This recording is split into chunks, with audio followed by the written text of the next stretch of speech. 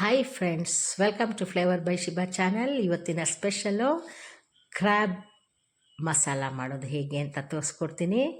ನನ್ನ ಚಾನಲ್ನ ಯಾರು ಇನ್ನೂ ಸಬ್ಸ್ಕ್ರೈಬ್ ಮಾಡ್ಕೊಂಡಿಲ್ಲ ಅವ್ರು ದಯವಿಟ್ಟು ಮಾಡ್ಕೊಳ್ಳಿ. ನಾನು ಡೈಲಿ ನನ್ನ ವೀಡಿಯೋಸ್ನ ವಾಚ್ ಮಾಡ್ತಾಯಿರಿ, ಒಂದು ಲೈಕ್ ಕೊಡಿ, ಹಾಗೆ ಕಮೆಂಟ್ ಕೂಡ ಮಾಡಿ. ನೋಡಿ, ಕ್ರ್ಯಾಬ್ ರೆಡಿಯಾಗಿರೋಂಥ ಕ್ರ್ಯಾಬ್ ಇದು, ಸಿ ಕ್ರ್ಯಾಬ್ಗಿಂತ ಸ್ವೀಟ್ ವಾಟ್ರಲ್ಲಿ ಇರುತ್ತಲ್ಲ ಕ್ರ್ಯಾಬ್, ಅದು ತುಂಬ ಟೇಸ್ಟಿಯಾಗಿರುತ್ತೆ. ಮತ್ತು ಇದರಲ್ಲಿ 100% ಕ್ಯಾಲ್ಸಿಯಮ್ ಇರೋದು, ಹಂಗಾಗಿ ಹೆಲ್ತಿಗೆ ತುಂಬ ಒಳ್ಳೆಯದು. ಒಂದು ಬಾಣಲಿ ಇಡಿ, ಸ್ವಲ್ಪ ಹೆಚ್ಚಾಗಿ ಕೊಬ್ಬರಿ ಎಣ್ಣೆ ಹಾಕ್ತಾಯಿದ್ದೀನಿ. ನೀವು ನಿಮ್ಮ ಮನೇಲಿ ಯೂಸ್ ಮಾಡೋಂಥ ಆಯಿಲ್ ಹಾಕಿ, ಬಟ್ ಕೊಬ್ಬರಿ ಎಣ್ಣೆ ತುಂಬ ಟೇಸ್ಟ್ ಅನಿಸುತ್ತೆ.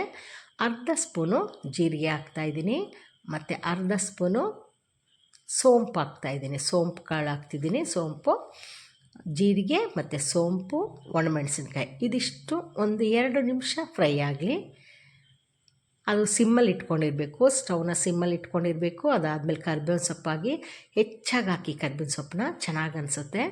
ಮತ್ತು ಒಂದು ಬಿಗ್ ಸೈಜ್ ಆನಿಯನ್ನ ಚಾಪ್ ಮಾಡಿಬಿಟ್ಟು ಹಾಕ್ತಾಯಿದ್ದೀನಿ. ಒಂದು ಟೊಮೆಟೊ ಕೂಡ ಚಾಪ್ ಮಾಡಿ ಹಾಕ್ತಾಯಿದ್ದೀನಿ ಸಣ್ಣ ಸಣ್ಣದಾಗಿ. ಮತ್ತು ಒಂದು 4 ಹಸಿಮೆಣಸಿನ್ಕಾಯಿನ ಉದ್ದಕ್ಕೆ ಸೀಳಿ ಹಾಕಿದ್ದೀನಿ. ಇದಿಷ್ಟು ಕೂಡ ಎಣ್ಣೆಯಲ್ಲಿ ಚೆನ್ನಾಗಿ ಬಾಡಬೇಕು. ಅದರದ್ದು ಕಲರ್ ಒಂದು ಚೇಂಜ್ ಆಗುತ್ತೆ, ಹಸಿ ವಾಸನೆ ಹೋಗುತ್ತೆ, ಅಲ್ಲಿವರೆಗೂ ಅದನ್ನ ಚೆನ್ನಾಗಿ ಬಾಡಿಸಿ. ಈಗ ಟೇಸ್ಟಿಗೆ ಎಷ್ಟು ಬೇಕಷ್ಟು ಉಪ್ಪು ಹಾಕ್ಕೊಳ್ಳಿ. ಉಪ್ಪು ಹಾಕಾದ್ಮೇಲೆ ಅರ್ಧ ಸ್ಪೂನು ಧನಿಯಾ ಪೌಡ್ರು, ಮತ್ತು 1 ಸ್ಪೂನು ಅಚ್ಕಾರದ ಪುಡಿ, ಮತ್ತು ಸ್ವಲ್ಪ ಅರಿಶಿನ ಪುಡಿ ಹಾಕ್ಕೊಳ್ಳಿ. ಇದು ಕೂಡ ಎಣ್ಣೆಯಲ್ಲಿ ಚೆನ್ನಾಗಿ ಬಾಡಲಿ. ಚೆನ್ನಾಗಿದೆಲ್ಲ ಬಾಡಿಸಿ, ಅದೆಲ್ಲ ಬಾಡಿ ಬರುವಾಗ ಅದ್ರದ್ದು ಸ್ಮೆಲ್ಲೆಲ್ಲ ಹೋಗುತ್ತೆ, ಹಸಿ ವಾಸನೆ ಸ್ಮೆಲ್ ಹೋಗುತ್ತೆ.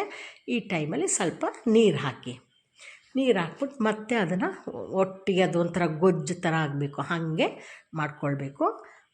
ನೋಡಿ, ಹಿಂಗೆ ಎಲ್ಲ ಸೇರುತ್ತೆ, ಈರುಳ್ಳಿ, ಹಸಿಮೆಣಸಿನ್ಕಾಯಿ, ಟೊಮೆಟೊ ಮತ್ತು ಆ ಮಸಾಲೆ ಪೌಡ್ರ್ಗಳು ಹಾಕಿದೆಲ್ಲ ಸೇರುತ್ತೆ.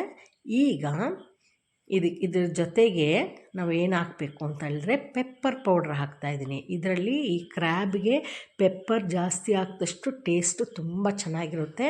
ಇದು ಆ್ಯಕ್ಚುಲಿ ಪೆಪ್ಪರ್ ಮಸಾಲೆನೇ ಇದು. 2 ಸ್ಪೂನ್ ಹಾಕ್ತಾಯಿದ್ದೀನಿ ಪೆಪ್ಪರ್ ಪೌಡ್ರನ್ನ. ಅದಾದಮೇಲೆ ನೋಡಿ, ಅದನ್ನು ಕೂಡ ಮಿಕ್ಸ್ ಮಾಡ್ಕೊಳ್ಳಿ ಚೆನ್ನಾಗಿ. ಅದಾದಮೇಲೆ ಕ್ರ್ಯಾಬ್ನ ನಾವು ಹಾಕ್ಕೊಳ್ಬೇಕು. ನನಗೆ ಕ್ಲೀನ್ಡ್ ಕ್ರ್ಯಾಬ್ ಸಿಕ್ಕಿದೆ, ಹಾಗಾಗಿ ಅದನ್ನು ನಾನು ಹಾಕ್ತಾಯಿದ್ದೀನಿ.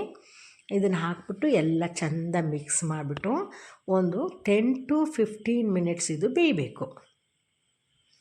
ಎಲ್ಲ ಮಿಕ್ಸ್ ಮಾಡಿ, ಚೆನ್ನಾಗಿ ಮಿಕ್ಸ್ ಮಾಡಿಬಿಟ್ಟು, ತುಂಬ ನೀರು ಹಾಕ್ಬಿಡ್ಬಾರ್ದು. ಈಗ ಸ್ವಲ್ಪ ಅದು ಆವಾಗ ಒಂದು ಸ್ವಲ್ಪ ನೀರು ಹಾಕಿದ್ವಿ, ಈಗ ಒಂದು ಸ್ವಲ್ಪ ನೀರು ಹಾಕ್ತಾಯಿದ್ವಿ ಅಷ್ಟೇ. ಅದು ಒಂಥರ ಡ್ರೈ ಆಗಿ ಸಿಗಬೇಕು, ಗೊಜ್ಜಂಗೆ ನೀರಂಗೆ ಬಿಟ್ಕೊಳ್ಬಾರ್ದು ನಮಗೆ. ಮುಚ್ಚಿಟ್ಬಿಟ್ಟು ಒಂದು 10 to 15 ಮಿನಿಟ್ಸ್ ಬೇಯಿಸಿ. ನೋಡಿ, ಆ ನೀರಿನ ಅಂಶ ಎಲ್ಲ ಡ್ರೈ ಆಗಿದೆ, ಆಯಿಲ್ ಬಿಟ್ಕೊಳ್ತಾ ಇದೆ, ಮತ್ತು ಅದರದ್ದು ಕಲರ್ ಕೂಡ ಚೇಂಜ್ ಆಗಿದೆ. ಈಗ ಮತ್ತೆ ಪೆಪ್ಪರ್ ಪೌಡ್ರ್ ಹಾಕಬೇಕು, ಒಂದು 2 ಸ್ಪೂನು. ಆ ಪೆಪ್ಪರ್ದು ಸ್ಮೆಲ್, ಅದ್ರ ಫ್ಲೇವರೇ ಬರಬೇಕು ನಮಗೆ, ಜೊತೆಗೆ ಆ ಖಾರ ಕೂಡ ಅದರದ್ದೇ ಆಗಿರಬೇಕು.